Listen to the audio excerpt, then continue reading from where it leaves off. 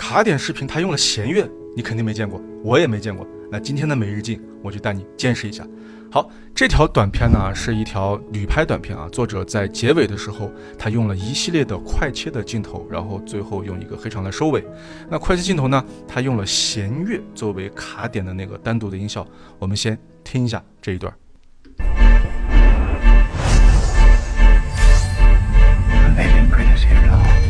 哎，它那一下汪汪汪那一下，它就是弦乐啊。弦乐呢，其实我找了一下，单独的弦乐还是不好找的。但是呢，我找了一个这样的弦乐组合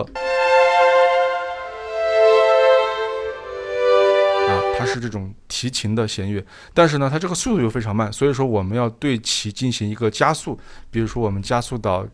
358。哎，就有一种类似于刚才那种单点弦乐的感觉了。好，我把刚才加过速的、经过切断处理的这个弦乐单点呢，放在原片的卡点位置处，我们听一下效果。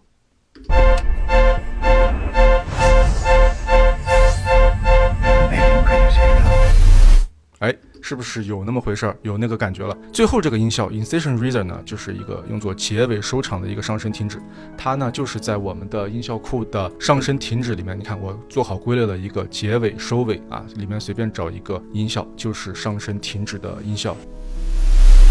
把这些能够用作短片结尾或者是一个场景的结尾，我都归在这个里面。所以说我的音效库啊，都是按照这种使用场景去归类的话，你在使用的时候，你发现哎这个结尾需要一个上升停止，那你直接去按照这个我中文命名的这个归类，直接去找到音效就可以使用啊，非常的方便啊。整个的这个弦乐卡点啊，就给它模拟出来了。所以说我们看啊，剪辑的时候，我们看到一些优秀的短片，它有一种另类的搭配，我们一定要去找到它的根源，找到它怎么去搭配的，怎么去做的。然后我们下一次遇到同类型的这种短片的时候呢，我们就不至于